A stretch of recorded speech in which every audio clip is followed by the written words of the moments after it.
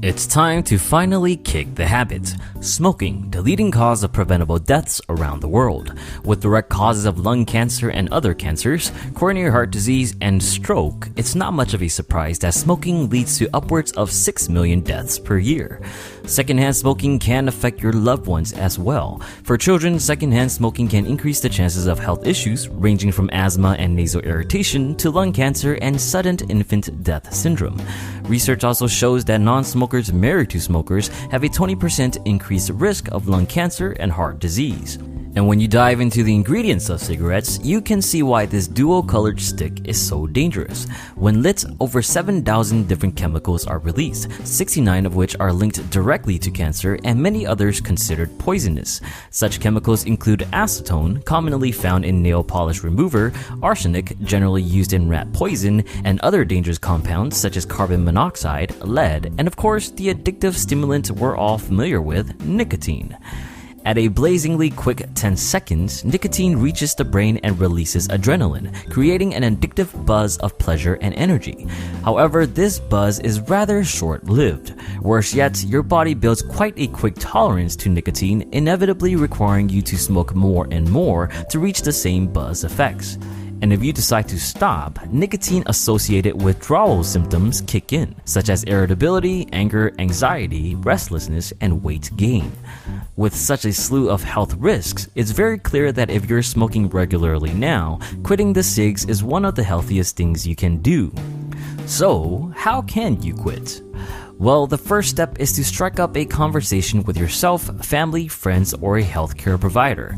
Ask yourself, why is it difficult for you to quit smoking? And why have you failed if you tried before? Many challenges to quitting are related to nicotine withdrawal symptoms. Identifying these symptoms will help you better manage them. Understand that a bout of withdrawal lasts roughly 15 to 20 minutes and will fade over time, with the first week being the worst. But of course, fighting the withdrawal symptoms is a battle itself. One method is to keep your hands and mouth busy. Doing something as simple as chewing gum while fiddling with a coin or holding a straw and breathing through it can serve as replacement strategies mimicking that of smoking a cigarette. You can also use other methods to relieve stress instead of smoking. Try deep breathing meditation practices or even some quick exercises such as jogging around the block or push-ups. Besides, smoking does not truly relieve any stress, instead it just blocks stress for a short amount of time. Some people even found success in creating a list of tasks, such as chores or running errands, to keep them busy whenever the cravings hit and serving as a cognitive distraction. Managing smoking triggers, things you tend to do in tandem with smoking, is crucial as well. If you smoke after watching TV, then try avoid reaching for the remote. Pair a cigarette with alcohol or coffee, either drink less of those or try a different beverage such as water or tea. And before setting a quit date, try avoid smoking in places you go to often, such as your home and car. Less smoking here means less of that cigarette smell and ultimately less desire for lighting a smoke. And don't ever forget the positive benefits of quitting for you and your loved ones. Remind yourself how bad you want to finally kick the habit by using words of commitment. Plus the constant rise of cigarette costs, imagine all the money you can save to treat yourself for your hard work and effort. It's also okay if you're not successful the first time, or even maybe the second or third. For many, it takes several attempts to finally quit. Be proud of how far you come and keep pushing to be that much closer to never picking up a cigarette again. Also, be open to look for support from others. With only 3 to 6% of people being smoke-free for a year after going cold turkey with no help, versus over 30% for people that do seek help, it makes sense to talk to someone who can assist in smoking cessation. Ask your healthcare provider for strategies. Contact quit lines and online forums for help with creating a more personal plan or to help when the withdrawals kick in. You can even set up text and apps that will encourage you to keep going and give you more tips to reach your goal. If the withdrawals are still too much, nicotine replacement therapies, such as lozenges, nicotine gum, and patches, can help you better manage these symptoms.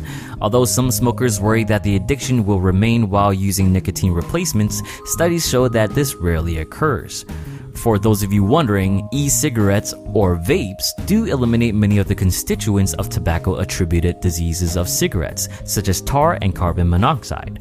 Although vaping is probably less harmful than smoking cigarettes, there are not enough studies to indicate that they are completely harmless.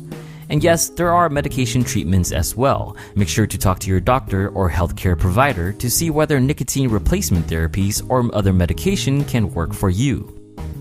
Now, let's not wait any longer and set that quit date. Put some more money back in your pockets, take the lingering smell out of your clothes and your home, and most importantly, protect not only your own health, but also the health of the ones you love.